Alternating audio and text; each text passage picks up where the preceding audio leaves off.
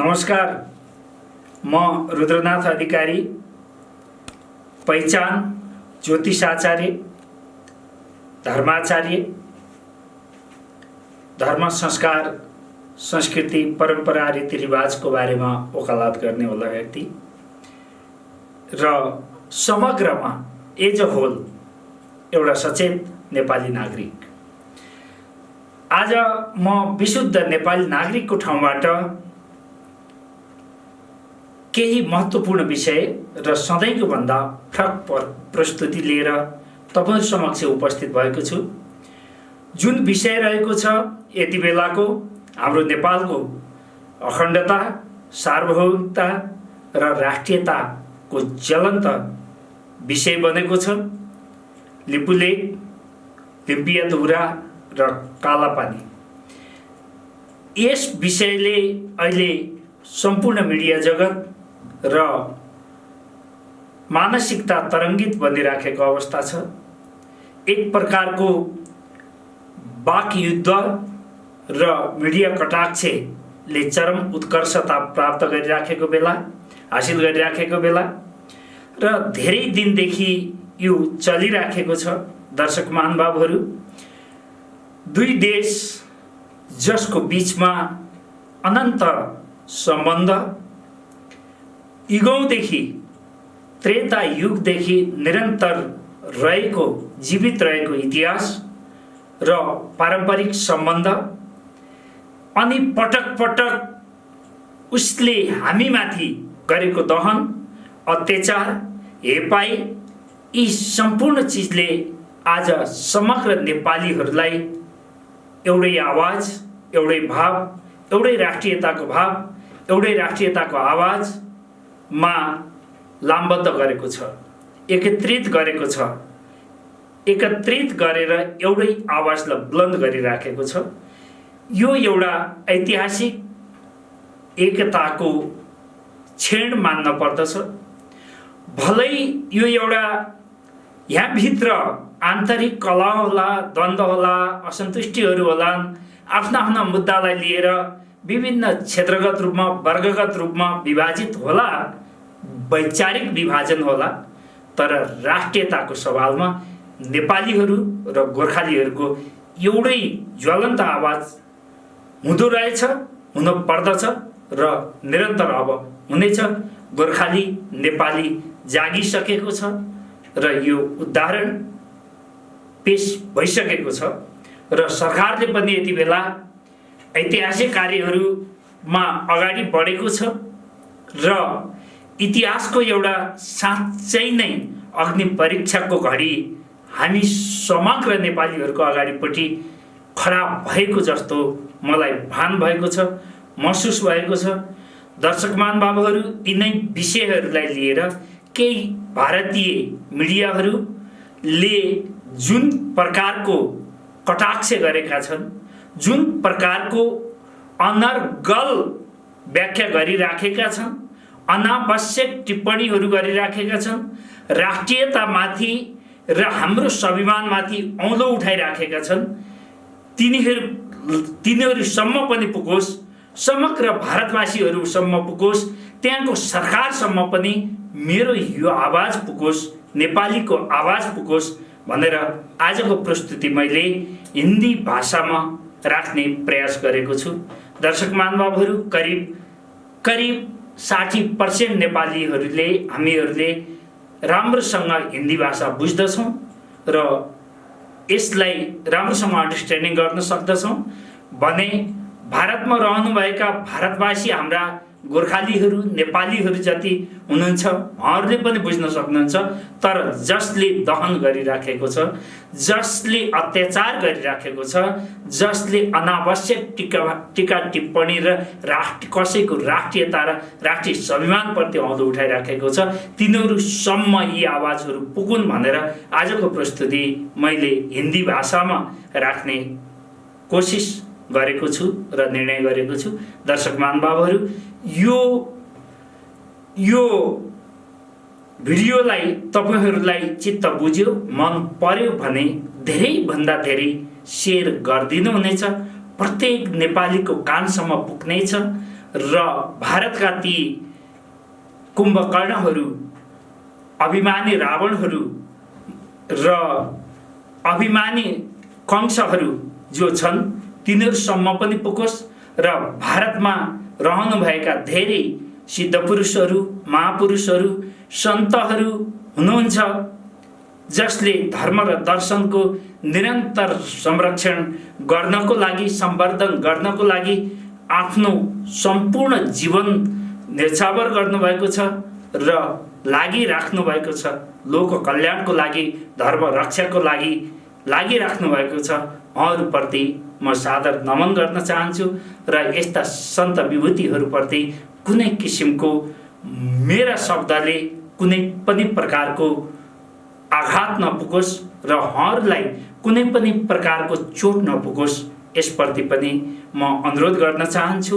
र यदि त्यसरी पुग्यो भने धर्म, संस्कार, संस्कृति, परम्परा र सन्त, साधु, सन्त र संस्कारप्रति मेरो प्रहार होइन, केही व्यक्तिहरूप्रति, केही व्यक्तिहरूको दुस्साहसप्रति मेरो कटाक्ष सम्झिदिनु होला। र मित्रों, समग्र भारतवासी मित्रों, हमारे पूर्वीय दर्शन में, हमारे शास्त्र में लिखा है, आज मुझे वो दो पंक्ति का श्लोक मुझे याद आ रहा है, वो प्रस्तुत करने चाहता हूँ। मुखम चंद्रदलाकारं वाणी चंदन शीतलः हृदयं कर्तरी तुल्यं त्रिविधः धूर्तलक्षणम्।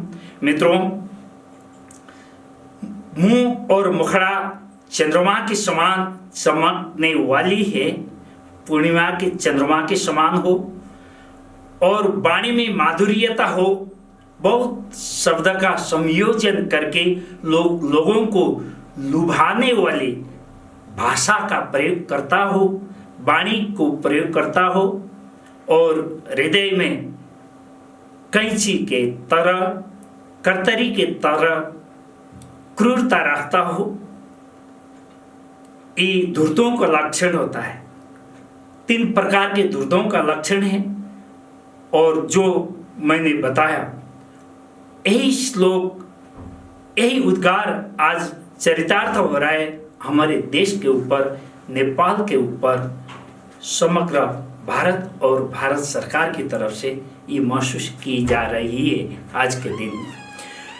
भारतवासी मित्रों, भारत सरकार और भारत के मीडिया कर्मी, कुछ मीडिया कर्मी के बाकी युद्ध के प्रति मेरा काफ़ी दिन से ध्यान आकृष्ट हो रहा था, और कुछ कहने का दिल करते हुए भी चलो ये डिप्लोमेटिक इशू भी है और डिप्लोमेटिक तरीका से ही, तौर तरीके से ही इसका हल हो। मैं देख रहा था हर मीडिया को, हर समाचार को, हर न्यूज़ को करीब से निहार रहा था, पर आज रुका नहीं गया और कुछ कहने के लिए मैं विवश हुआ हूँ। इसको यथार्थ के रूप में ग्रहण करने के लिए मैं समग्र मित्र मंडलियों को अनुरोध करता हूँ, रिक्वेस्ट करता हूँ। दर्शक महानुभाव लोग, मित्र लोग,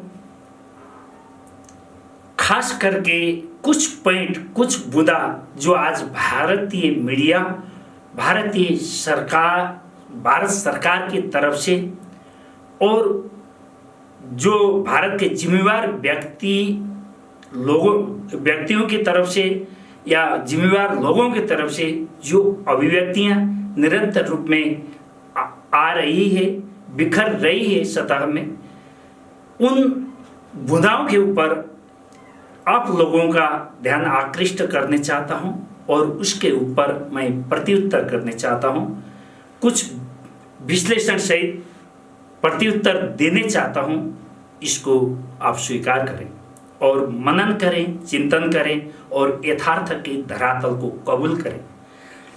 दर्शक महानुभाव, मेरे मित्रों, खास करके पहले मेरा आज का पहला पॉइंट है, खाते भारत के हैं और गाते चाइना के। इस पॉइंट के ऊपर जी, खाते भारत के, गाते चाइना के, इस शब्द के ऊपर, इन पंक्तियों के ऊपर इस संदर्भ के ऊपर मैं आप लोगों को कुछ कहना चाहता हूं। क्या नेपालियों ने, गोरखालियों ने आप लोगों का दासत्व को कबूल किया है? संसार, विश्व आज ग्लोबलाइज हो चुका है और श्रम बेचने के लिए आप लोगों ने खाते हिंदुस्तान के, गाते चाइना के जो सवाल उठाया है, इसके ऊपर मैं मेरी कुछ आपत्तियां रखने जा रहा हूं।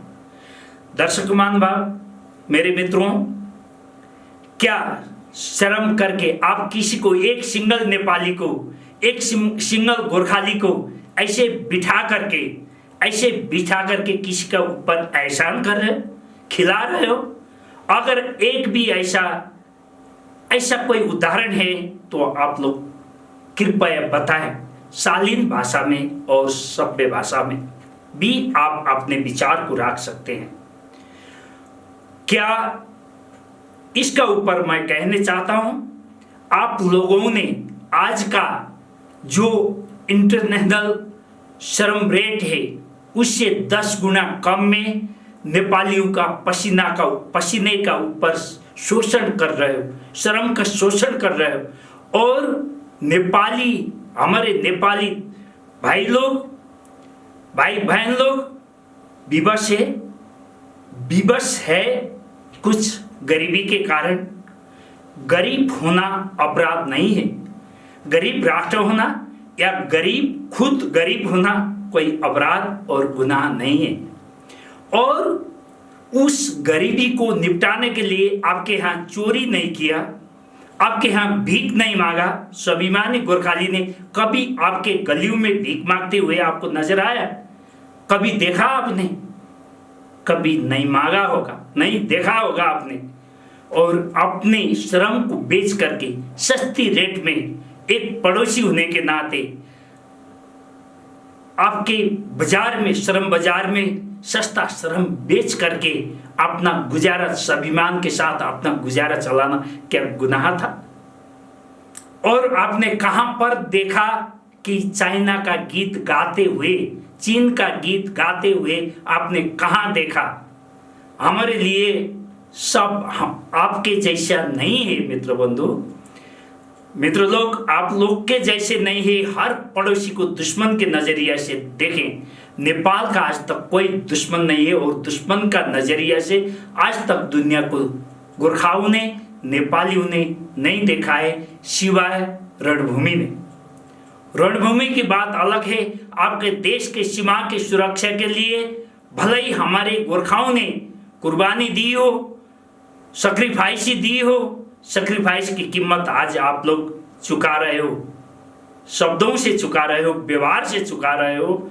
और युद्ध के रणभूमि के अलावा गोरखा और नेपाली लोग आज तक दुनिया में किसी को दुश्मनी का नजरिए से नहीं कभी देखा, नहीं देखेगा। वसुधैव कुटुंबकम का सिद्धांत में हमेशा अडिग है। नेपाली लोग, ये नेपाली का पहचान है और नेपाल का सिद्धांत है। आपके बाजार में, आपके श्रम के बाजार में मेहनत बेच करके, श्रम को बेच करके, पसीना बहा करके, स्वाभिमान के साथ काम करके 2 रुपया लिया है नेपालियों ने। इसका मतलब ये नहीं है कि आपके दासत्व को कबूल किया है, बिल्कुल नहीं।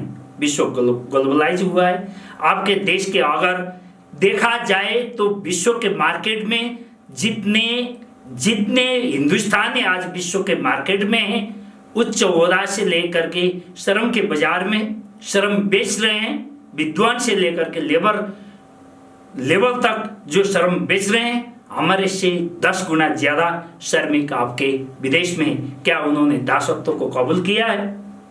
आप मानोगे इस चीज को? अगर नहीं तो आपको इस शब्द प्रयोग नहीं करना चाहिए। इस शब्द के ऊपर मेरा इन शब्दों का ऊपर मेरा ये कटाक्ष समझ लीजिए। दूसरी चीज आपके मीडिया ने, भारत के मीडिया के लोग ने, मीडिया कर्मियों ने वहाँ के राष्ट्रीय मीडिया, ये नहीं है कि कोई यूट्यूबर ने यूज किया हो, कोई फेसबुकर ने यूज किया हो। नो, आपका राष्ट्रीय मान्यता प्राप्त राष्ट्रीय चर्चित राष्ट्रीय मीडिया ने उठाए हैं नेपाल के औकात क्या है। औकात के ऊपर कोई अपने राष्ट्रीयता के साथ सौदाबाजी नहीं कर सकता है, और औकात नापने वाले आप नहीं हैं।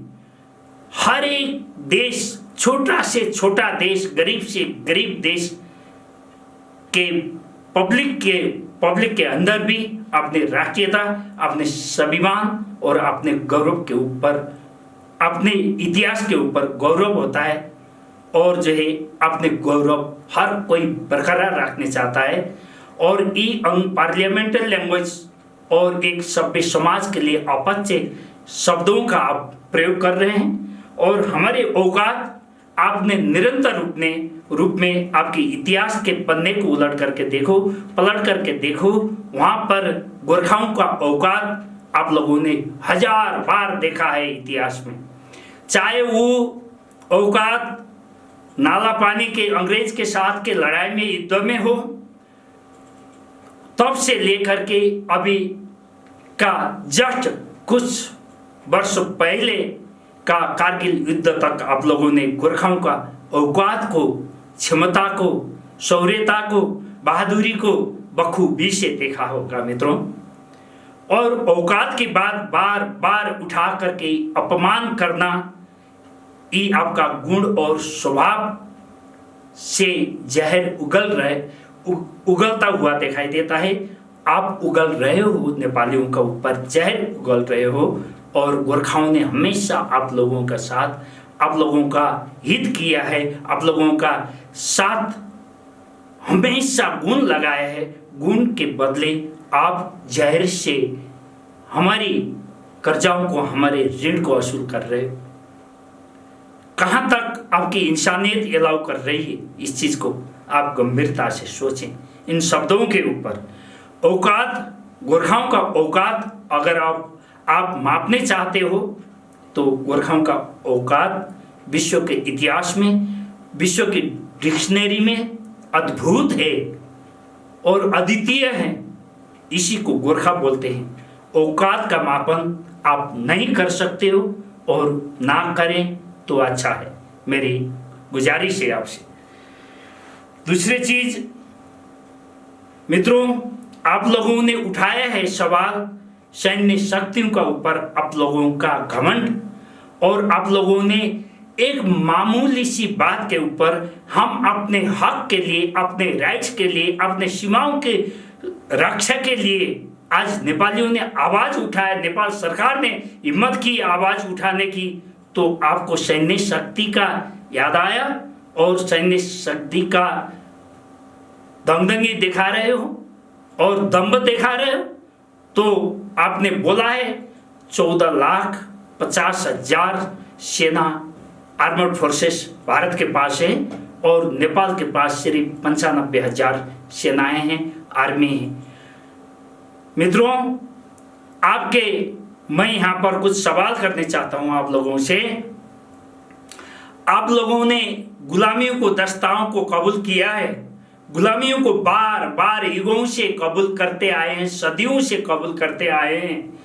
पिछले अंग्रेजों के गुलामी से आज़ादी का कुछ ही साल हुआ, कुछ ही दशक हुआ आप लोगों का, तब तक चाहे मुगल साम्राज्य से लेकर के अंग्रेजी साम्राज्यवाद का भी आप लोगों ने कबूल किया है, दास्ताओं को स्वीकार किया है, आप लोगों को गुलाम होने का आदत पड़ा है। और उस वक्त भी आप लोगों ने देखा होगा गोरखाओं का शौर्यता, गिनती में क्या उस वक्त, आज 15-16 कंट्री भारत से अलग हुए अपने अस्तित्व में हैं, क्या आप अपने अस्मिता को बचा पाए, अपनी राष्ट्रीयता को, अखंडता को बरकरार रख पाए आप लोग?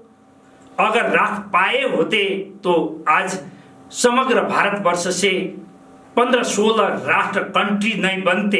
अगर आप अपने अस्मिता को, अपनी सार्वभौमिकता को अगर रक्षा कर सकते तो जरूर आज भारत इतने टुकड़े में नहीं बांटा होता होगा। सोचिए इस चीज को। इतिहास गवाह है। अपने इतिहास को एक बार, इतिहास के पन्ने को अच्छी तरीके से आप अध्ययन करें, रीड करें और उसको आत्मसात करें, एक्सेप्ट करें, तो इसमें बहुत कुछ दिखाई देगा आपको। अपनी असलियतता को आप देख पाओगे, पढ़ पाओगे, जान पाओगे और कबूल करोगे मेरे मित्रों। और जब अंग्रेज के समय में, चाहे जलियांवाला बाग में आपने गोरखा सैनिक का शौर्य को आपने प्रयोग किया या अंग्रेज ने प्रयोग किया, तब से लेकर के पिछले ब्लू स्टार पंजाब के ऑपरेशन तक, कारगिल वार तक, गोरखाओं के बगैर आपके सैन्य शक्ति शायद इनकम्प्लीट लगती है मुझे।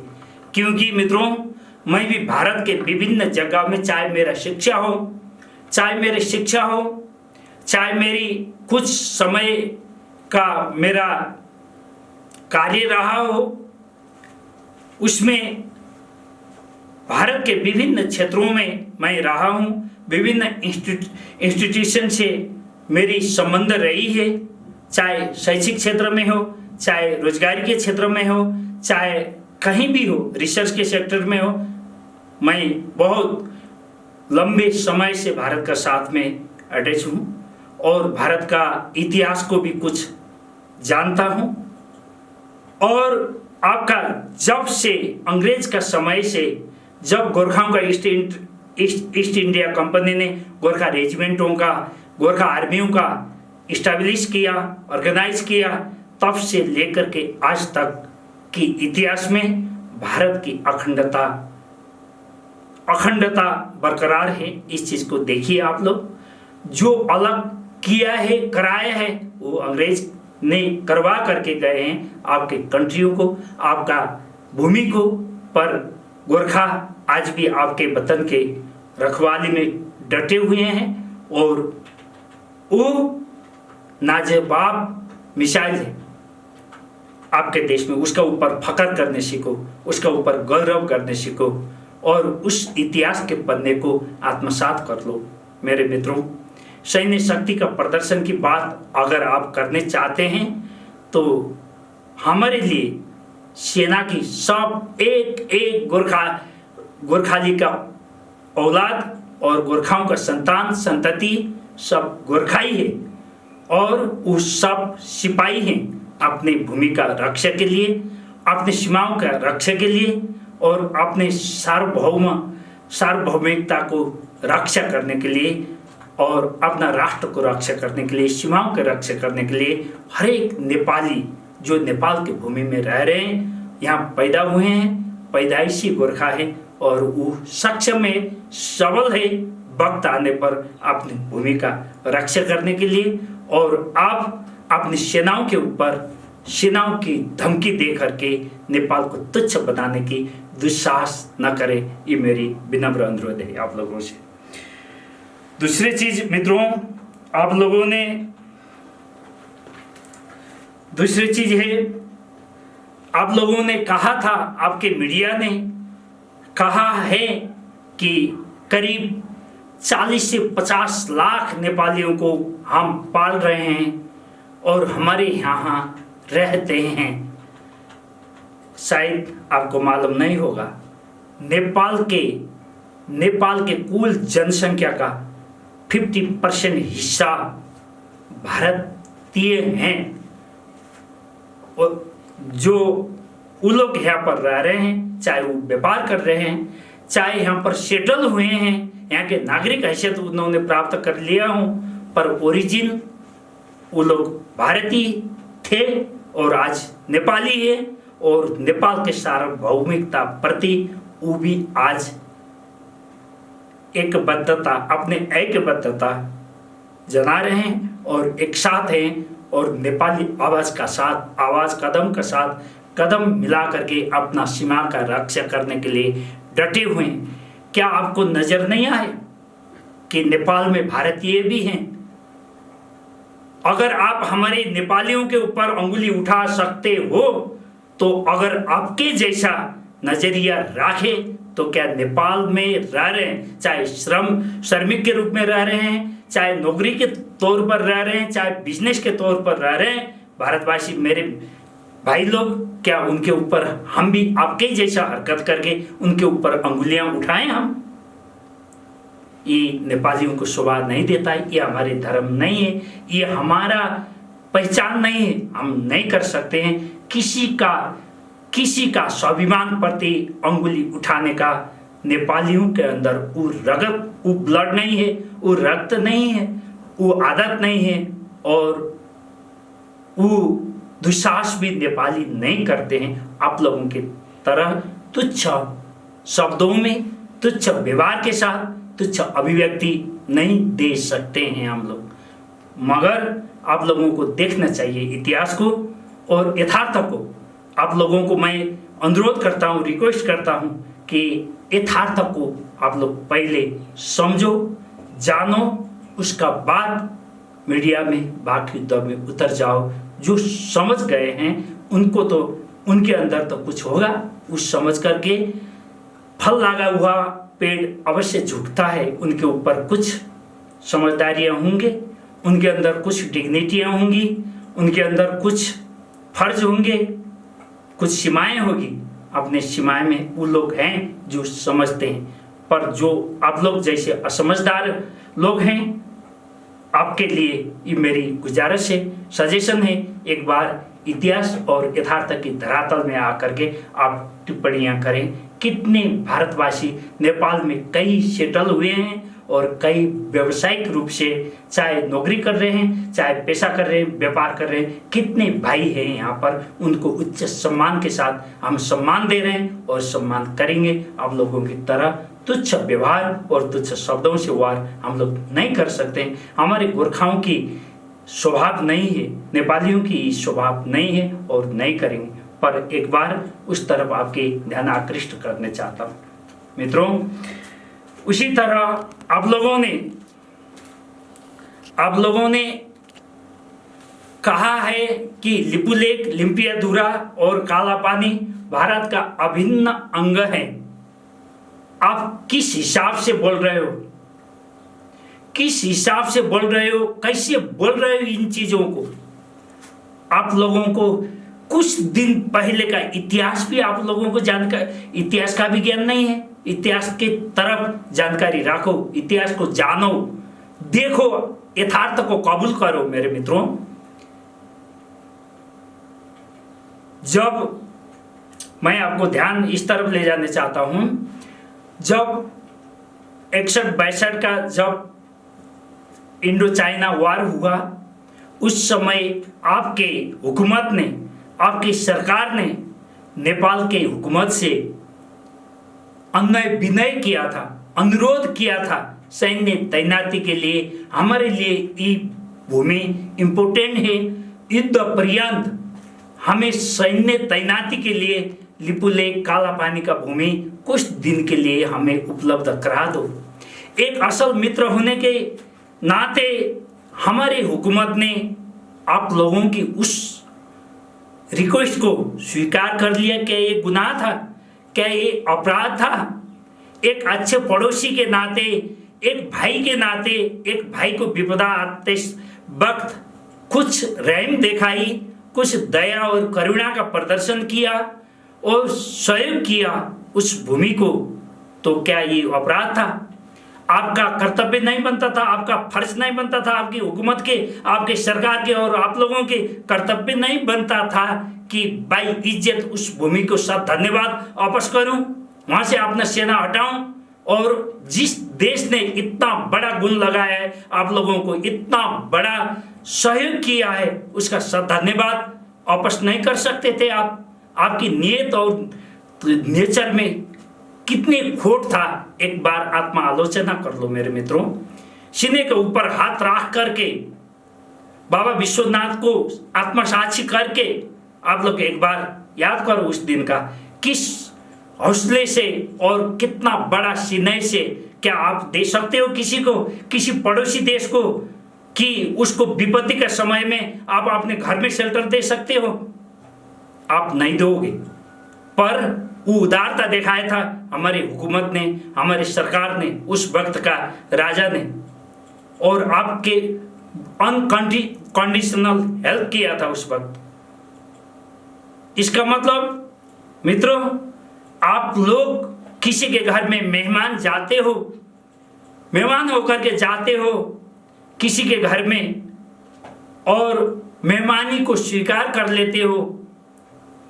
वहां पर मेहमानी को स्वीकार करके आपको सम्मान करता है कोई, और जो अपने, तो आप किसी के यहाँ मेहमान बन करके जाते हो और वहां पर आपको शायद थाली में, अच्छे से थाली में आपको खाना परोसा जाता है, अच्छे से बिस्तर में आपको, क्योंकि हम मेहमान को भगवान के रूप समझते हैं, और सम्मान ससम्मान उसको अच्छा बिस्तारा में लेटाया जाएगा उसका आराम करने के लिए, और उसका पेट भरने के लिए अच्छी सी खातिरबाजी की जाएगी, अच्छा सा भोजन से सम्मान किया जाएगा।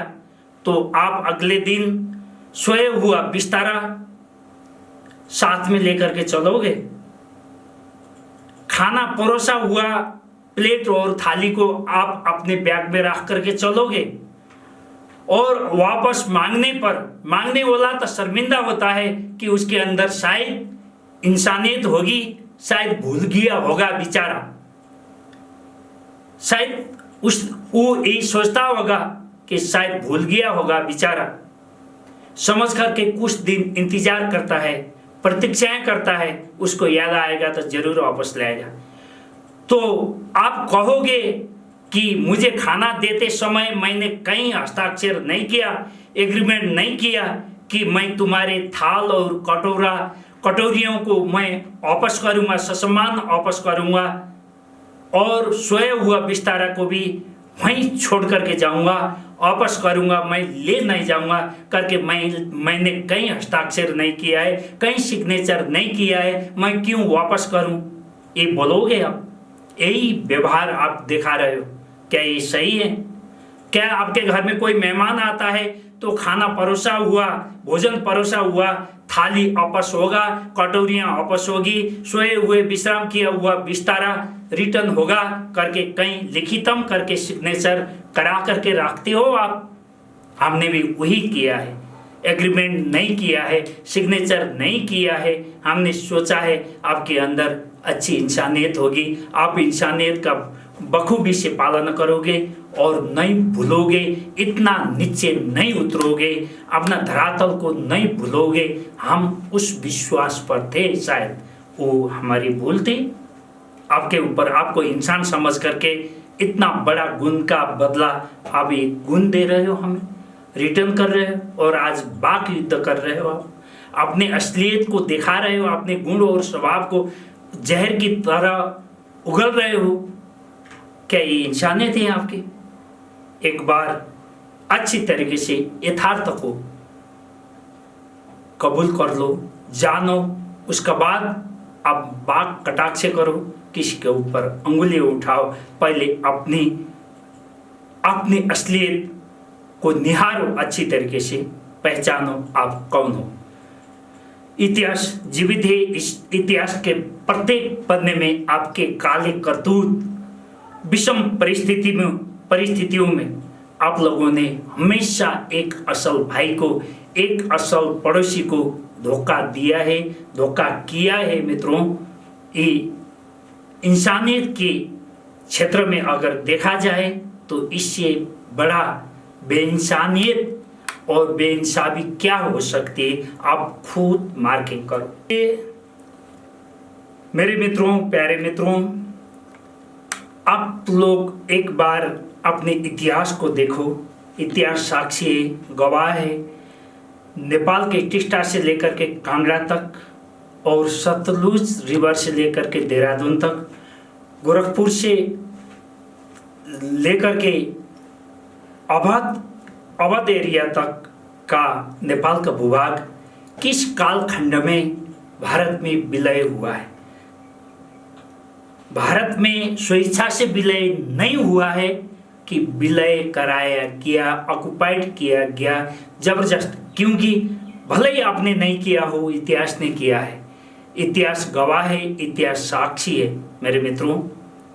उस चीज को देखिए, टिस्टा रिवर से लेकर के कांगड़ा तक, सतलुज तक का भूभाग घुमा करके भी, क्योंकि उस समय विभिन्न एम्पायरों ने, विभिन्न शासकों ने आपको गुलाम बनाया और जो है उस गुलामी का नुकसान, गुलामी आपने उठाई और नुकसान हमें भुगतना पड़ा, उठाना पड़ा।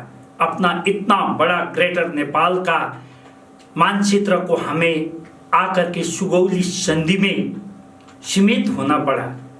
फिर भी हमारे महानता थी, हमारे उदारता थी, उद्गारता थी कि एक अच्छा पड़ोसी और अच्छा छिमेकी, अच्छा पड़ोसी बनोगे आप और अच्छे बिहेव, अपने आप को करेक्शन करके हमारे साथ का जो ताल्लुक है, संबंध है, ऐतिहासिक संबंध है, उसको सुमधुर कायम करोगे कालखंड में जाकर के। शायद आप, हमने यही समझा था।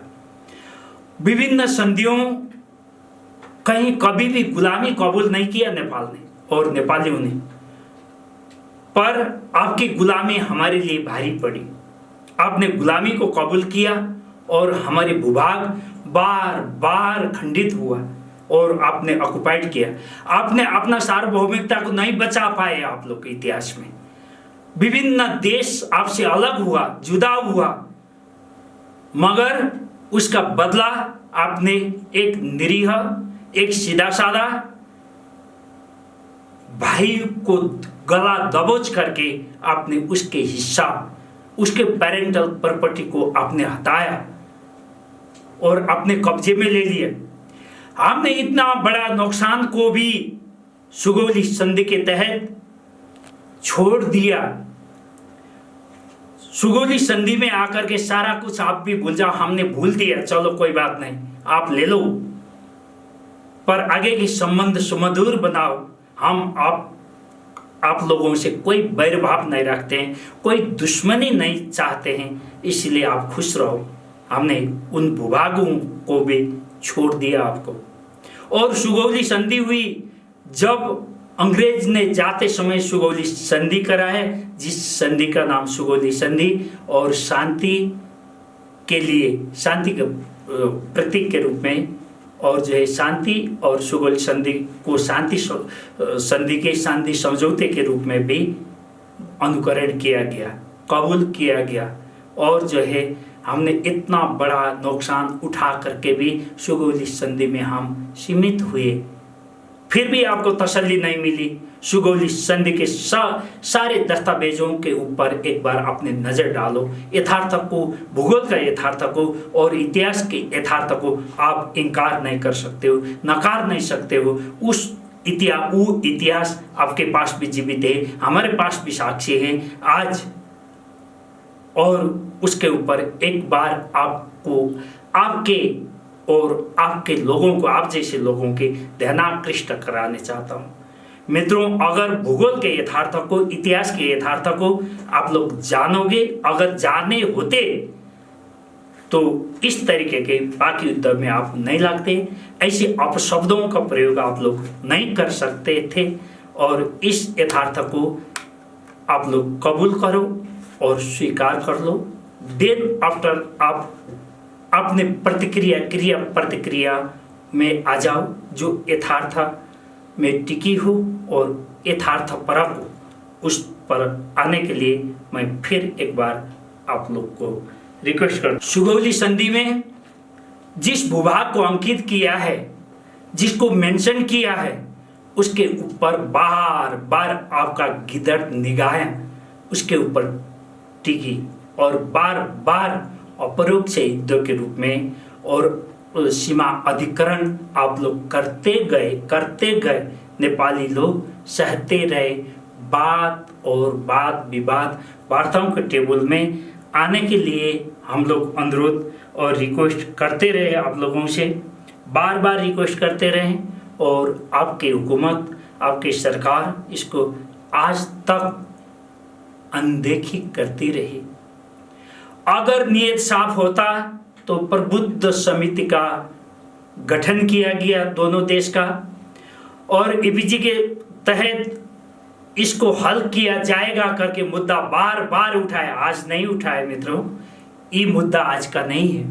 जब से आपने थाली लेकर के, खाना खाने के बाद थाली और बिस्तारा लेकर के भागे अब, और सामने आने ही नहीं चाहे, और सिर्फ बातों में और शब्दों में हमें सीमित रखने की कोशिश की आपने, और दशकों बीत गया, हम देखते रहे, प्रतीक्षाएं करते रहे, इंतजार करते रहे कि आप एक दिन सही रास्ते में आ जाओगे और हमारे भूभाग को वापस करोगे करके नेपाली लोग और नेपाल की हुकूमत प्रतीक्षा करती रही आपके उस कदम का, पर आप बाज नहीं आए। और आज ऊंची आवाजों में बोल रहे हैं कि अखंड हिस्सा है, अविच्छिन्न हिस्सा है भारत का, भारत के सार्वभौमिकता के ऊपर अंगुली उठा रहे नेपाल। शर्म नहीं आए आप लोगों को? शर्म भी कोई चीज होती है मेरे मित्रों, उसके ऊपर शर्म करो। गोरखा सैनिकों का इतिहास, उनकी कुर्बानियां, उनकी वीरताओं का दास्ता आप लोगों ने बिल्कुल आप लोग भूल गए। और कितने गोरखाओं ने आपके भूमि की सीमाओं के रक्षा के लिए बलिदानी दी है, याद करो उन गोरखाओं को एक बार। और आज उनके ऊपर उनकी कुर्बानियों की, उनकी त्याग की, उनकी वीरताओं की, उनके शौर्यों की आप लोग अपमान कर रहे हो, आप लोग अपराध कर रहे हो, इंसानियत से बहुत नीचे उतर चुके हो मेरे दोस्तों। इतिहास को मत भूलो और दूसरों को सम्मान करने सीखो, तब आपको सम्मान मिलेगी। हम लोग उच्च सम्मान करेंगे आपको। शास्त्रवेत्ता तो मैं आदरणीय सम्मानीय मोदी जी को कुछ कहने चाहता हूं इस वीडियो के माध्यम से, इस एपिसोड के माध्यम से उनको ध्यान आकृष्ट करने चाहता हूं। मित्रों, शास्त्रवेत्ता होते ही सब ज्ञानी नहीं होते हैं, सब संत नहीं होते हैं, सब दार्शनिक भी नहीं बनते हैं। शब्द के धनी तो मोदी जी आप बहुत हैं। दुनिया शायद आपके कदमों की, आपकी शासन की, आपकी क्षमताएं की प्रशंसा कर रही हो, पर नेपालियों के लिए आपने क्या दिया? पश्चाताप, दुराभाव, हमेशा दबाव, प्रेशर आपने यही दिया हमें उपहार में। मोदी जी, शास्त्रवेत्ता तो रावण भी था, विभीषण भी थे, बहुत शास्त्रवेत्ता था, त्रिकालदर्शी था रावण, पर रावण की कर्म और विभीषण के कर्मों में फर्क था। आप पशुपतिनाथ के मंदिर के अंदर जाकर के बहुत पूजा किया आपने, मुक्तिनाथ पशुपतिनाथ को बार बार आप पुकारते हो, पर आपने कभी क्या भगवान मुक्तिनाथ, मुक्ति का दाता मुक्तिनाथ और पशुपतिनाथ मुझे माफ करेंगे गोरखाओं के ऊपर ये अन्याय करके आपने एक बार आप खुद से सवाल नहीं किया? मोदी जी, आप नीतिज्ञ होंगे, आप शास्त्रज्ञ होंगे, मगर रावण की तरह शास्त्रवेत्ता मत बनिए, अंत बड़ा दुखदाई हो सकता है। विभीषण बनिए। अगर भगवान के चरण को प्राप्त करने चाहते हैं, भगवान को याद करते हैं और नीतिज्ञ बनते हैं, तो विदुर जैसे दूरदर्शी नीतिज्ञ बनिए। विभीषण जैसे शास्त्रज्ञ, शास्त्र का मर्मज्ञ भक्त बनिए। रावण की हैसियत मत दिखाइए नेपाल के ऊपर, और रावण के जैसा व्यवहार बार बार मत दिखाइए। मोदी जी, मैं आपको याद दिलाने चाहता हूं कि नेपाल से अगर आपके बारे में भविष्यवाणी करने वाला, चाहे वो 2014 में हो, चाहे 2019 में हो, आपकी चुनाव से 3 महीने 4 महीने पहले भविष्यवाणी करने वाला आपके बारे में और आपका शौर्य गाथा को गाने वाला कोई था मीडिया के जरिए, मीडिया के माध्यम से, तो रुद्रनाथ अधिकारी था। आज भी हजारों वीडियो हैं, कईयों वीडियो हैं जो आपके प्रशंसा में, आपके क्षमता में, आपके कुशलता के बारे में व्याख्या किया है मैंने और भविष्यवाणी किया है। वो भविष्यवाणी 100% आपके लिए सफल हुई है और इफेक्टिव हुई है। आप जाकर के देखिए। आज मुझे शर्म महसूस हो रही है कि आपको मैं इन शब्दों का, मुझे मजबूर कर रहे हैं आप कि इन शब्दों का मैं आपके ऊपर प्रयोग कर रहा हूँ। दुख हो रहा है मुझे, मगर आपको भी ऐसे शब्दों से और ऐसे व्यवहारों से शर्म आनी चाहिए, सोचना चाहिए। आपको बहुत बार सोचना चाहिए, मैं नेपाल के ऊपर क्या अन्याय कर रहा हूं। जो हमारे विक्रम संवत 2072 में जो भूकंप, विनाशकारी भूकंप आई नेपाल में, उस समय आपने सहयोग किया नेपालियों को ऊपर नाकाबंदी लगा करके। हमारे घाव में आपने मिर्ची डाली है, वो कभी भी नेपाली का मानस पटल से नहीं हटेगा मोदी जी। और आज कोरोना से एक मामूली सामान्य देश, एक गरीब देश, एक विकासोन्मुख देश जो आगे बढ़ने चाह रहा है, एक बफोर्स कंट्री होकर के भी कुछ एडवांस होने चाहता है, 21वीं शताब्दी में दुनिया के पैरेलल में खड़ा करने के लिए प्रयासरत है, उस कंट्री आज कोरोना के कहर से, कोरोना के चपेट में हजारों समस्या झेल रहा हो। आपके लिए तो कोई फर्क नहीं पड़ता होगा। शायद जितने लोग भारत में आज भी संक्रमित है, पीड़ित है, उनके ऊपर हमारे भी गहन संवेदना है, गहरी संवेदनाएं हैं और कहीं न कहीं दर्द है, दुख है, हमें खुशी नहीं है। मगर आप कोरोना का चपेट में आर्थिक संकट, सामाजिक संकट, व्यवस्थापन में कई संकट आपकी वजह से, जहां भारत में रह रहे नेपालियों को आप लोगों ने कल तक, जब तक कोरोना नहीं थी, आप लोगों ने उनका शर्म शोषण किया है आपने। और जब वक्त आ गया तो उनको रात ट्रेनों में भार करके नेपाल वापस किया आपने। जो हमारे लिए उसको झेलना और फेंकना हमारे अर्थतंत्र के लिए, बहुत व्यवस्थापन के लिए भी बहुत मुश्किल हो सकता था। वो मुश्किलात आपने खड़ा किया है, फिर भी उसके ऊपर आप आज ऐसे व्यवहार दिखा रहे हो। प्रबुद्ध समिति का प्रतिवेदन को 2 साल से आप ग्रहण नहीं कर रहे हो, क्योंकि उसमें सीमाओं की विषय ज्वलंत रूप से उठाया गया है और आपको नैतिक संकट खड़ा होगी वहां पर। अगर वो प्रतिवेदन को ग्रहण करूं तो वो नैतिक संकट मुझे खड़ा हो जाएगी, इसीलिए आप उसको स्वीकार नहीं कर रहे हो, उसको ग्रहण नहीं कर रहे हो। और इस विपदा के क्षण में आप फिर एक बार गला निमटने के लिए नेपाल के संवेदनशील, नेपाल और नेपालियों का संवेदनशील घड़ियों में फिर आप गला निमटने के लिए तुले हुए हो। क्या आपका डिग्निटी यही अलाउ कर रही है मोदी जी? बार बार नाकाबंदी की धमकी, बार बार नमक हमारे खा रहे हैं, क्या फ्री में खा रहे हैं? एक बुढ़िया नमक आप फ्री में दे रहे हो नेपालियों के लिए, नेपाल के लिए। कोई चीज आप गहराई से, आप संपूर्ण भारतवासियों को मैं अनुरोध करता हूं, एक बार देखिए आपकी जीडीपी, आपकी जो इंटरनेशनल बिजनेस है, उसका कितना बड़ा हिस्सा आपका पॉकेट मार्केट है। नेपाल पॉकेट मार्केट के तौर में आप प्रयोग कर रहे हो और उसका बेनिफिट ले रहे हो। नेपाल से कितना धनराशि प्रति वर्ष आपके देश में जाता है, उसको आप लोगों ने देखा है, निहारा है, आप लोग को अच्छी तरीके से मालूम है नेपाल से कितना बड़ा हमारा व्यापारिक संबंध है और कितना बड़ा मार्केट है। नेपालियों ने कोई एक पुड़िया नमक आपका फ्री में नहीं लिया है, मांग के नहीं लिया है, हाथ फैला के नहीं लिया है।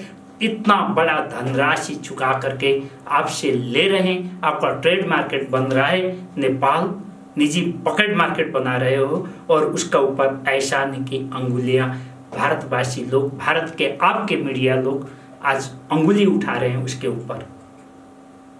आप बंद कर दो, बंद कर दो। अगर आपका दिल अलाउ करता है तो हम पैसा दे करके खरीद रहे हैं, उसके ऊपर अंगुली उठा रहे हैं, हमारे स्वाभिमान के ऊपर बार बार अंगुलियां उठ रही है भारत की तरफ से। ये बहुत दुखद है मोदी जी। आपको दुखना चाहिए, आपको दर्द होना चाहिए इन विषयों पर।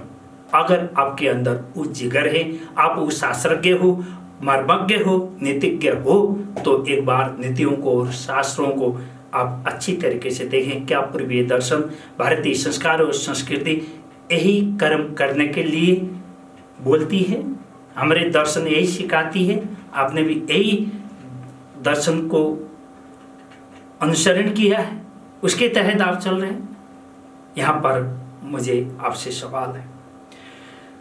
और मित्रों, प्रश्न बहुत था, सवाल बहुत था। आज का दिन में आप लोगों ने जिस हिसाब से, नेपाल एक छोटा सा देश है, हमारे से टक्कर लेने की, हमारी तरफ आंख दिखाने की और अंगुलियां उठाने की हिम्मत नेपाल कैसे कर रही है करके आप लोगों का मीडिया ने बार बार ये तुच्छ शब्दों का प्रयोग किया है। इन तुच्छ शब्दों का प्रयोग किया है आपके मीडिया ने और आपके नुमाइंदों ने। इसके ऊपर मैं कहने चाहता हूं मेरे मित्रों और आदरणीय मोदी जी, आज के दिन में अगर अंतर्राष्ट्रीय मंच में नेपाल खड़ा हो गया तो आपके लिए शायद मुश्किलात खड़ी होगी। देखिए, आपका पूरे चारों तरफ का पड़ोसियों के साथ में आपका कैसा बर्ताव है, कैसा बिहेव है और कैसा संबंध है, उसके ऊपर आपका ध्यान आकृष्ट करने चाहता हूं।